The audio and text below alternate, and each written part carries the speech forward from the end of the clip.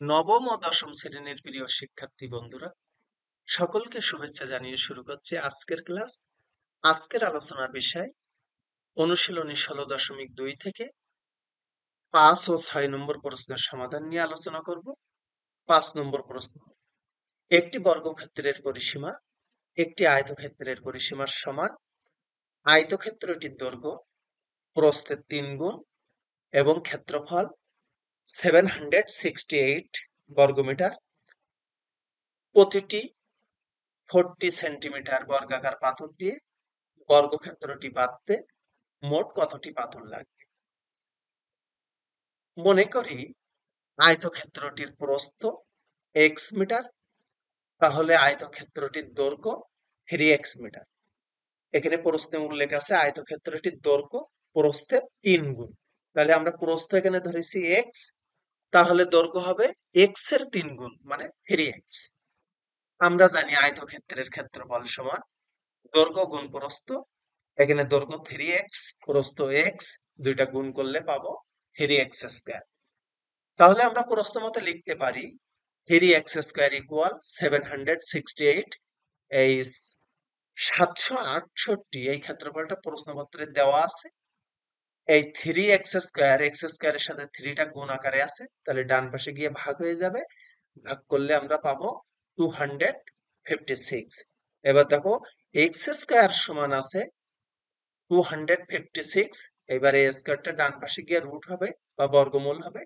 তাহলে 256 এর বর্গমূল করলে আমরা পাবো 16। এক্সটা ধরেছিলাম আমরা প্রস্থ, তাহলে আয়তক্ষেত্রটির প্রস্থ 16 মিটার, অতএব আয়তক্ষেত্রটির দৈর্ঘ্য হবে 3 ইন্টু 16 মিটার।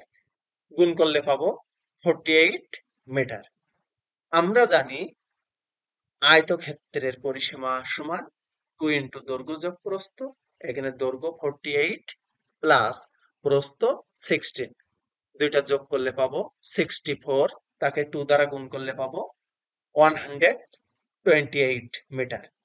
এটা হলো আয়তক্ষেত্রের পরিসীমা। এখন প্রশ্ন মতে বর্গের পরিসীমা সমান 128 মিটার। প্রশ্নে প্রথমেই উল্লেখ আছে যে একটি আয়তক্ষেত্রের পরিসীমা একটি বর্গক্ষেত্রের পরিসীমার সমান।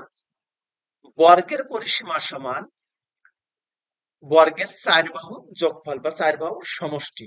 তাহলে আমরা এই যে 128 আছে, একে যদি 4 দ্বারা ভাগ করি তাহলে বর্গের 1 বাহুর দৈর্ঘ্য পাবো। তাই আমি এখানে লিখেছি বর্গের 1 বাহুর দৈর্ঘ্য ইকুয়াল 128/4 মিটার। 4 দ্বারা ভাগ করলে পাবো 32 মিটার। এটা হলো বর্গের 1 বাহুর দৈর্ঘ্য। আর তোমরা জানো বর্গের ক্ষেত্রফল সমান বাহু স্কয়ার। তাহলে এখানে 1 বাহুর দৈর্ঘ্য হলো 32, তার স্কয়ার করলে পাবো 1024, 1024 বর্গমিটার। বর্গাকার পাথরের দৈর্ঘ্য দেওয়া আছে 40 সেন্টিমিটার। দেখো আমরা এই আয়তক্ষেত্রের দৈর্ঘ্য প্রস্থ সব মিটারে হিসাব করেছি, এখানে সেন্টিমিটার আছে, তাই এই 40 সেন্টিমিটারকে আমরা মিটারে প্রকাশ করব। আর তোমরা জানো 1 মিটার সমান 100 সেন্টিমিটার, তাই 100 দিয়ে এখানে ভাগ করব। 40কে 100 দিয়ে ভাগ করলে এখানে পাবো 0.4 মিটার। এবার বর্গাকার পাথরের ক্ষেত্রফল 0.4 এর স্কয়ার। এবার যেহেতু পাথরটাও বর্গাকার, তাই এই বাহুর স্কয়ার করলে আমরা ক্ষেত্রফল পাবো, আর এটা স্কয়ার করলে পাবো 0.16 বর্গমিটার। এবার দেখো বর্গক্ষেত্র বর্গক্ষেত্রটি বাঁধতে মোট পাথর লাগবে। আমরা বর্গের ক্ষেত্রফল পেয়েছি 1024, আর এখানে বর্গাকার পাথরের ক্ষেত্রফল পেয়েছি 0.16 বর্গমিটার। আমরা যদি এখন এই বর্গের ক্ষেত্রফলকে পাথরের ক্ষেত্রফল দিয়ে ভাগ করি তাহলে মোট কয়টা পাথর লাগবে সেটা আমরা পাবো। এখানে ভাগ করে আমরা পেয়েছি 6400টি পাথর। তোমরা অ্যান্সারটা লিখবে, অতএব বর্গক্ষেত্রটি বাঁধতে 6400টি পাথর লাগবে। 6 নম্বর প্রশ্ন আছে একটি আয়তাকার ক্ষেত্রের ক্ষেত্রফল 160 বর্গমিটার। যদি এর দৈর্ঘ্য 6 মিটার কম হয় তবে ক্ষেত্রটি বর্গাকার হয়। আয়তাকার ক্ষেত্রের দৈর্ঘ্য ও প্রস্থ নির্ণয় করো। মনে করি আয়তাকার ক্ষেত্রের দৈর্ঘ্য x মিটার এবং প্রস্থ y মিটার। তাহলে আয়তাকার ক্ষেত্রটির ক্ষেত্রফল পাবো এক্স ওয়াই বর্গমিটার। দৈর্ঘ্য আর প্রস্থ গুণ করলে ক্ষেত্রফল পাওয়া যাবে। এখানে দৈর্ঘ্য এক্স, প্রস্থ ওয়াই, তাহলে পাবো এক্স ওয়াই। প্রস্থ মতে আমরা লিখতে পারি এক্স ওয়াই ইকুয়াল 160, যেহেতু উদ্দীপকে বা প্রশ্নপত্রে দেওয়া আছে যে আয়তাকার ক্ষেত্রটির ক্ষেত্রফল 160, তাই আমরা এখানে লিখেছি এক্স ওয়াই ইকুয়াল 160। এটাকে আমরা 1 নম্বর সমীকরণ দিতে পারি। এবং 2 নম্বর সমীকরণটা আমরা লিখেছি যে x minus six equal y. এখানে দেখো বলছে যদি এর দৈর্ঘ্য 6 মিটার কম হয়, আমি এখানে দৈর্ঘ্য ধরেছি এক্স মাইনাস সিক্স, 6 মিটার কম হলে তখন বর্গাকার হয়, মানে তখন দৈর্ঘ্য এবং প্রস্থ সব সমান হবে। তাই আমি এখানে লিখতে পারি যে x minus six equal y. এটা 2 নম্বর সমীকরণ। এবার 1 নম্বর সমীকরণে y equal x minus six বসিয়ে 1 নম্বর সমীকরণ আছে এক্স ওয়াই ইকুয়াল 160। এখানে ওয়াই এর মানটা পেয়েছি এক্স মাইনাস সিক্স, তাই সেটা এখানে লিখেছি। এবার দেখো এই এক্স এক্স গুণ করলে এক্স স্কোয়ার, আর এক্স দিয়ে এই মাইনাস সিক্স কে গুণ করলে মাইনাস সিক্স এক্স, আর এই যে ডান পাশে 160 ছিল সেটা বাম পাশে এসে মাইনাস হয়ে গেল, আর ডান পাশে কোনো কিছু না থাকলে জিরো। এবার দেখো এটাকে আমরা মিডল টার্ম করব, তাহলে আমরা এখানে এক্স স্কোয়ার লিখলাম মাইনাস 16x প্লাস 10x।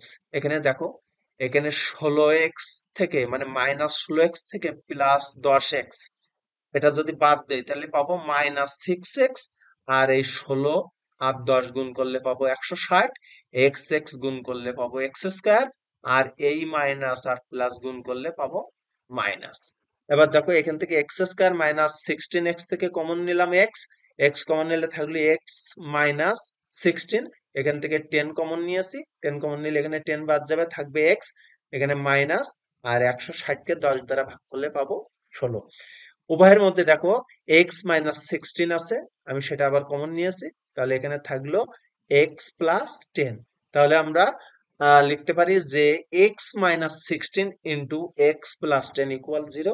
যেহেতু দুইটি রাশির গুণফল শূন্য, তাহলে তারা প্রত্যেকে আলাদা আলাদা ভাবে শূন্য হবে, তাই আমরা লিখতে পারি এক্স মাইনাস 16 ইকুয়াল 0, অথবা এক্স প্লাস 10 ইকুয়াল 0। এই মাইনাসটা ডান পাশে গিয়ে প্লাস হয়ে যাবে, তাহলে আমরা এখানে এক্স এর মান পাবো 16, আর এখানে প্লাস 10 আছে, এটা ডান পাশে গেলে -10 হবে। এই মাইনাস মান মানে ঋণাত্মক মান গ্রহণযোগ্য নয়, তাহলে আমরা এক্স এর মানটা গ্রহণযোগ্য মান পেলাম 16, আর এক্সটা ধরেছিলাম আমরা দৈর্ঘ্য, তাহলে আমরা আয়তাকার ক্ষেত্রে দৈর্ঘ্য পেলাম 16 মিটার। এবার 2 নম্বর সমীকরণে x সমান 16 বসিয়ে 2 নম্বর সমীকরণ ছিল x minus six equal y. এখানে x এর মান 16 মাইনাস সিক্স ইকুয়াল ওয়াই। এখানে 16 থেকে 6 মাইনাস করলে পাবো 10 ইকুয়াল ওয়াই। ওয়াইটা ধরেছিলাম আমরা আয়তক্ষেত্রের প্রস্থ, তাহলে আয়তক্ষেত্রের প্রস্থ পেলাম 10। তোমরা অ্যান্সারটা লিখবে যে অতএব আয়তাকার ক্ষেত্রের দৈর্ঘ্য 16 মিটার ও প্রস্থ 10 মিটার। সকলকে ধন্যবাদ।